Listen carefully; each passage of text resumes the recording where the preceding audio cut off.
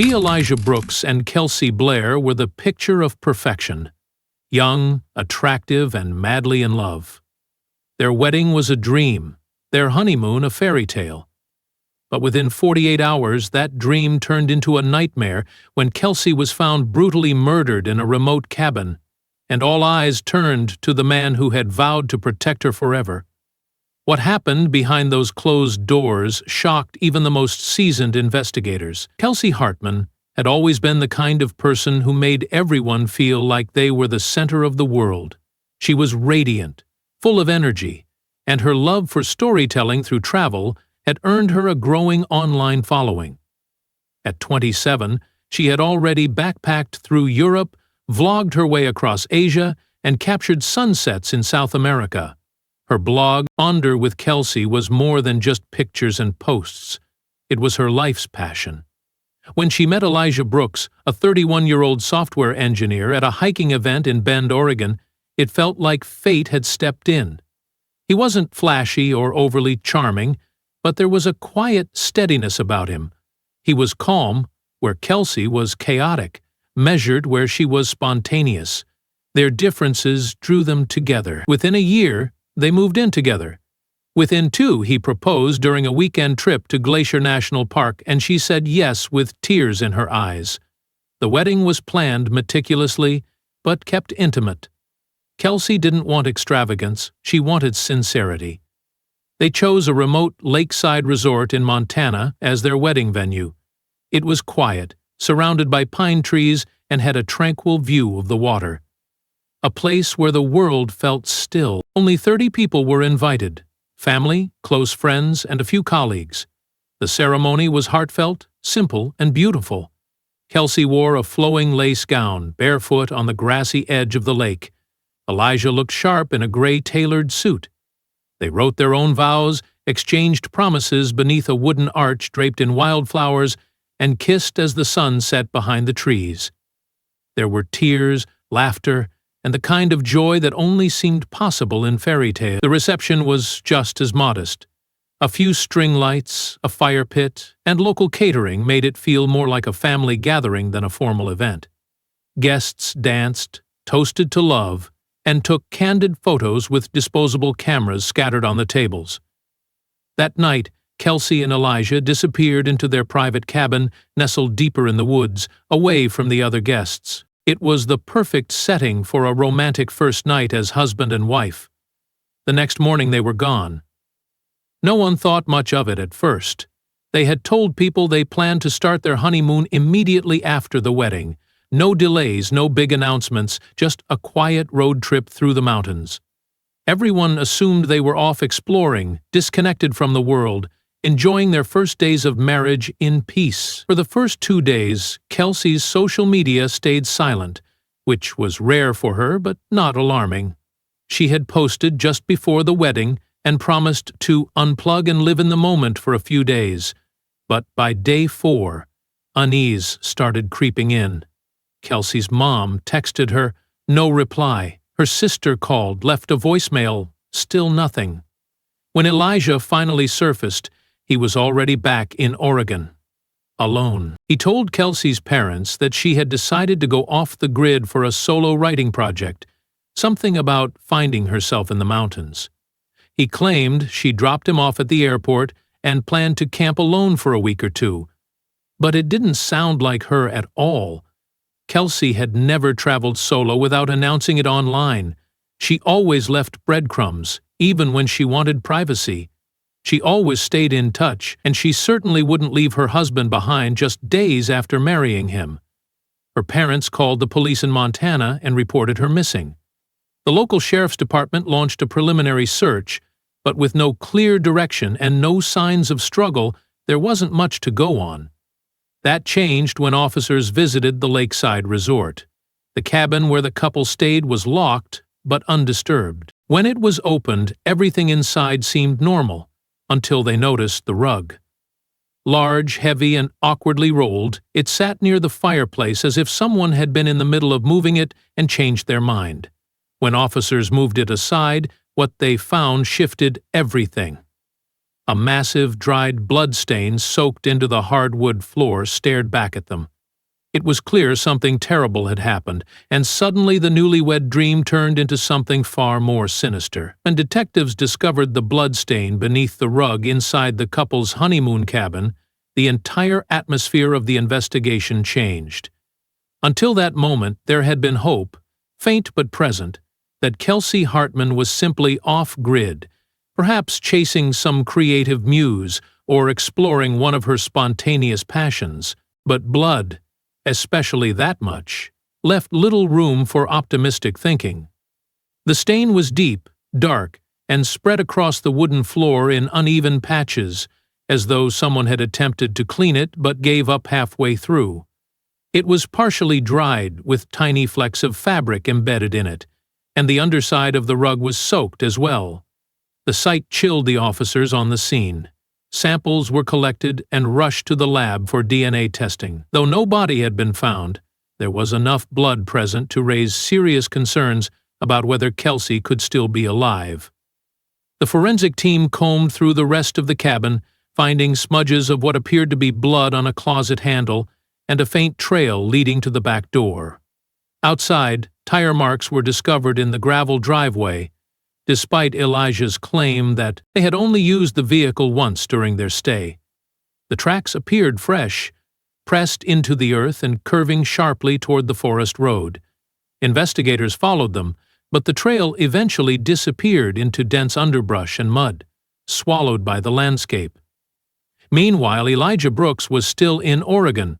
After learning about the discovery in the cabin, police reached out to question him again. This time his tone was more restrained, his answers more calculated. He reiterated that Kelsey had chosen to go off alone, and when asked about the blood, he appeared confused, even disoriented. He suggested that maybe she'd injured herself while hiking and hadn't told him. It didn't add up. How could she bleed that much and not mention it? Why wouldn't he have seen or cleaned it himself if they were sharing the cabin? As suspicions grew, Kelsey's cell phone data was subpoenaed. Investigators had hoped to trace her final known location and create a timeline of her last hours. What they found raised even more alarm. Her last signal came not from any tourist site, not from a scenic overlook or mountain pass, but from a patch of remote woods nearly 20 miles from the lakeside resort. It had pinged there around 4:02 a.m. on the same night resort staff confirmed Elijah was seen driving away from the cabin. The resort's security footage, grainy but time-stamped, showed a dark-colored SUV leaving the property at 3:17 a.m. and returning at 5:12 a.m. Elijah's SUV. Detectives now had a new search zone, and it didn't take long before they discovered something no one wanted to find. Less than a mile from where Kelsey's phone had last pinged, search dogs uncovered what appeared to be a freshly disturbed patch of ground. It was shallow, hastily covered with brush and leaves.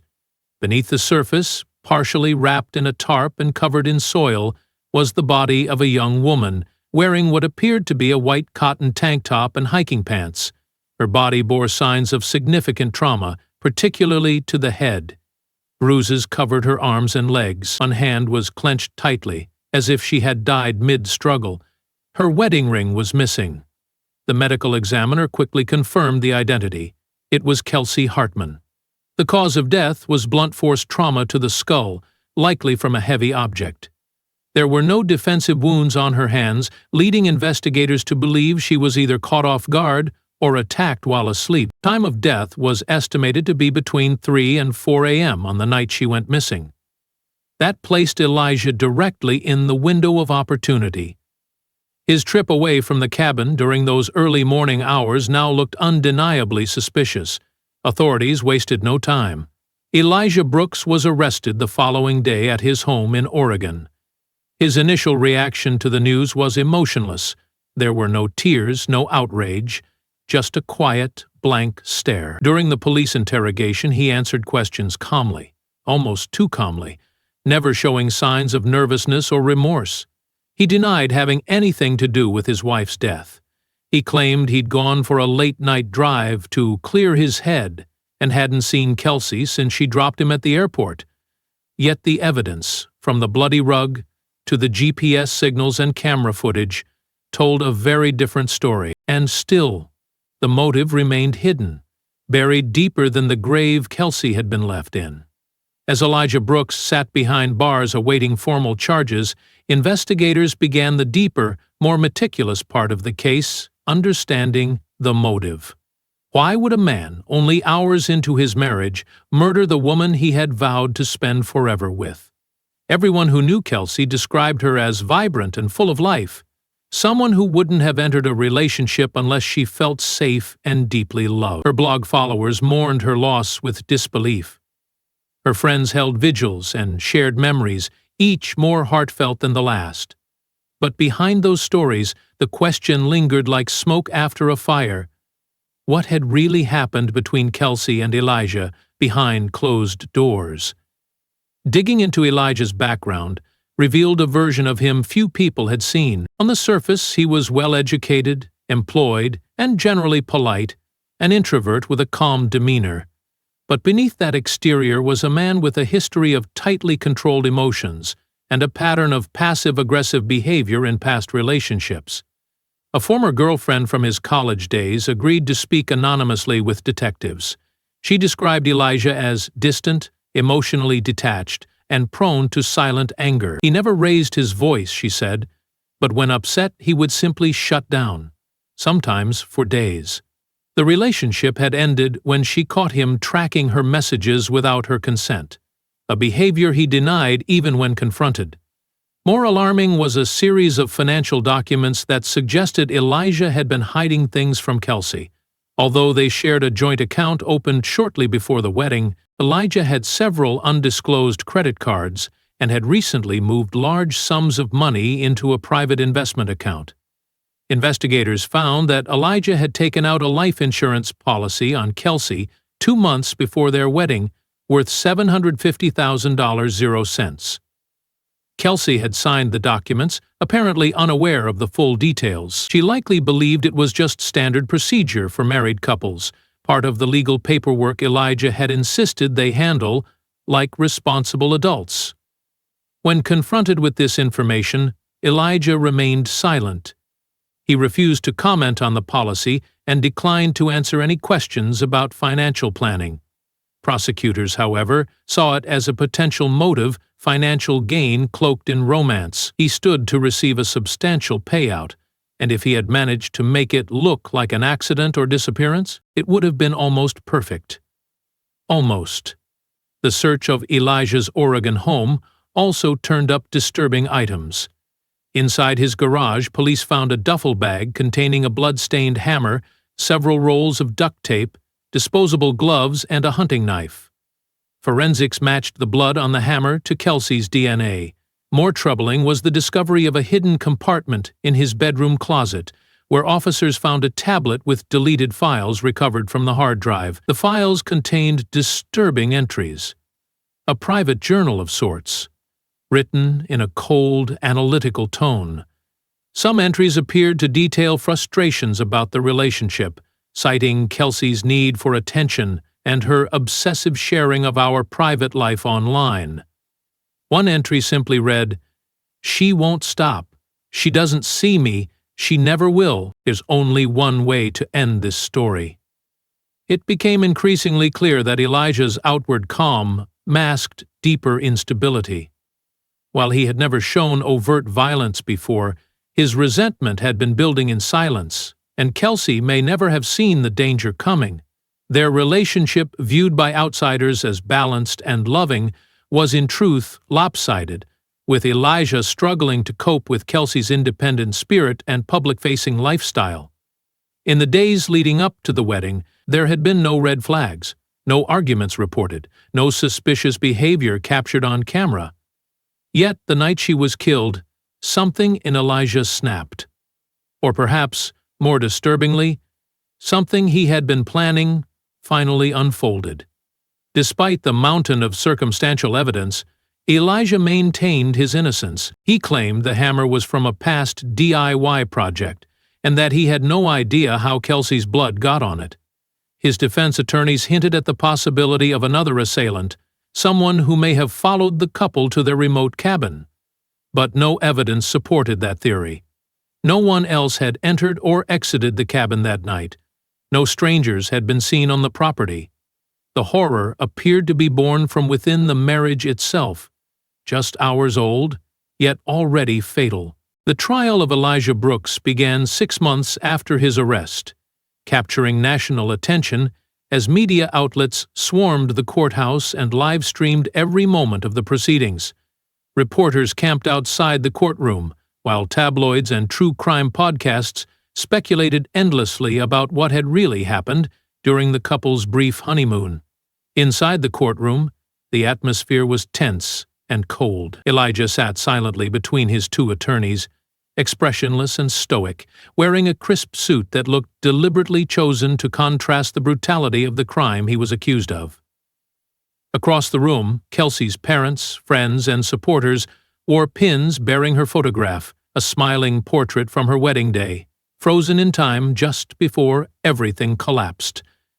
The prosecution opened their case by presenting a carefully laid timeline supported by digital footprints, physical evidence, and forensic results. They showed the court photographs of the blood-stained rug, the hidden compartment in Elijah's closet, and the hammer identified as the murder weapon. They revealed the deleted journal entries recovered from his tablet and read them aloud in chilling detail, painting the image of a man consumed by quiet rage and an obsessive need for control. But it was the life insurance policy that anchored their argument. A policy taken out without Kelsey fully understanding its implications, signed just weeks before she was killed, and valued at nearly $1 million. Prosecutors argued this was no coincidence but premeditation. To bolster their claims, they brought in Kelsey's friends to testify. Several of them spoke of her excitement before the wedding, how she had trusted Elijah and viewed their future with optimism. But they also revealed small things: Kelsey's occasional comments about Elijah being emotionally distant or his tendency to withdraw when she discussed her career goals. One friend recounted how Kelsey had said, "Sometimes I feel like I'm the only one excited about this marriage," during a phone call just a week before her death. It was not a cry for help, but in hindsight it sounded like a subtle warning that something wasn't quite right. Elijah's defense team focused on undermining the prosecution's narrative. They insisted the case was entirely circumstantial, arguing that there was no direct evidence placing Elijah at the crime scene at the exact time of death. They suggested that Kelsey could have encountered someone else while hiking, or that the injuries she sustained could have resulted from a fall, though that theory was contradicted by the autopsy results. They also tried to reframe the journal entries as creative writing or dark introspection, rather than confessions of murderous intent. Most notably, they challenged the admissibility of the life insurance policy as a motive, arguing it was standard marital planning, not a sinister setup. For days, the jury listened to witness after witness, including forensic experts who detailed how Kelsey's blood had soaked through multiple layers of the wooden cabin floor, and analysts who matched the tire treads from Elijah's SUV to those found near the shallow grave. A geolocation expert explained how Elijah's phone had been switched off between 3 a.m. and 5 a.m. on the night of the murder, while Kelsey's phone pinged in the forest during that same window. When presented with this, Elijah offered no explanation and chose not to testify. The most emotionally charged moment came when Kelsey's mother took the stand. Her voice trembled as she described her daughter's excitement about marrying Elijah, how she had shown her the dress, the rings, the honeymoon itinerary. There was a moment when she looked directly at Elijah and asked quietly, "How could you?" The courtroom was silent. Elijah's face didn't change. As closing arguments began, the prosecution emphasized the methodical nature of the crime, calling it a cold-blooded act of betrayal masked as love. They described Elijah not as a man who lost control in a moment of passion, but as someone who had calculated each step, waiting for the moment to strike when no one could intervene. The defense, in turn, insisted there was still reasonable doubt, claiming that too many unanswered questions remained. When the jury was finally dismissed to deliberate, it was clear that the outcome would define not just Elijah's future, but also the legacy of a young woman whose life had ended far too soon. For 2 days, the jurors debated, re-examined the evidence, and requested multiple items be reread aloud, including the autopsy summary and the timeline of events. The weight of their decision was etched on their faces when they returned to the courtroom, eyes downcast, lips tight, and posture stiff with tension. Every seat was filled, the room utterly still, as the foreperson rose to read the verdict aloud. The courtroom fell into complete silence as the jury foreperson stood, holding the folded piece of paper that would decide Elijah Brooks' fate. Dozens of eyes fixed on him as he read the verdict slowly, clearly, with a gravity that felt like the air had been pulled out of the room. We, the jury, find the defendant, Elijah Daniel Brooks, guilty of first-degree murder. A hushed gasp passed through the courtroom, followed by the quiet sobbing of Kelsey's mother. Elijah showed no visible reaction. He remained seated, eyes forward, his hands folded in his lap. The sentence was scheduled for the following week, but the judgment had already sent shockwaves through the community. News spread quickly. Social media erupted with posts, hashtags, and commentaries from people who had followed the trial from the beginning. Many struggled to reconcile the image of a newlywed husband with the brutal nature of the crime. True crime enthusiasts dissected every detail online, from the journal entries to the life insurance policy. Some believed there was more to the story. Others were satisfied justice had been served. What couldn't be denied was the lasting impression the case left behind. A haunting reminder that evil doesn't always come in obvious forms. In the days following the verdict, new information came to light that had been excluded from the trial due to evidentiary rules.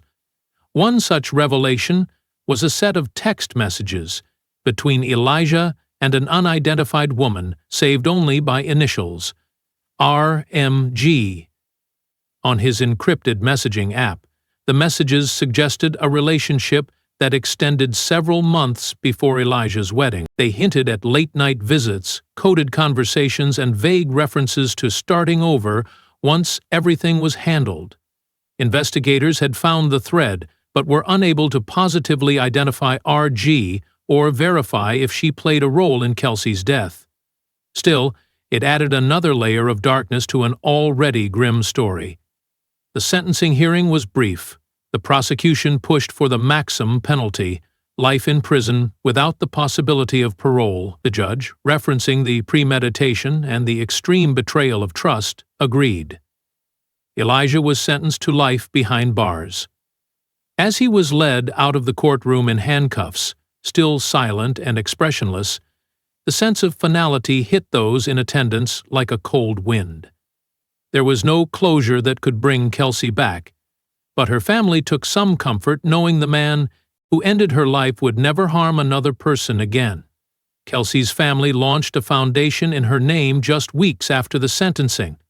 The Kelsey Blair Foundation was created to support domestic abuse awareness and help young women recognize the warning signs of emotional manipulation and psychological control. Her mother became an outspoken advocate, appearing in interviews and panels, sharing Kelsey's story not to relive the pain, but to prevent others from walking blindly into similar traps.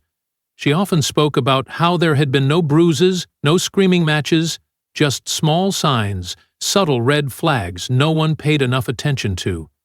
Her message was simple but powerful. Not all violence begins with fists. Sometimes it begins with silence.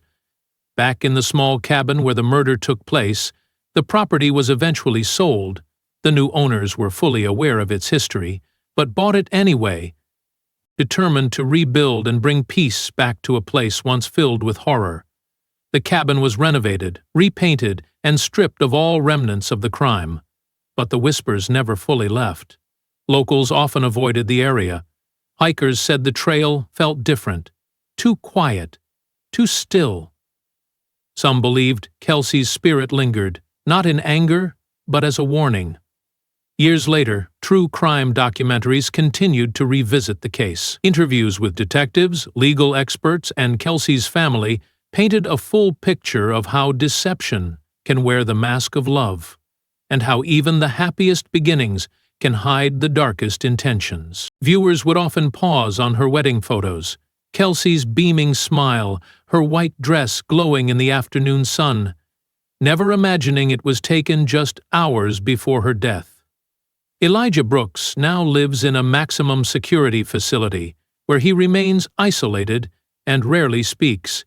He has never given a full confession, not a single word of remorse.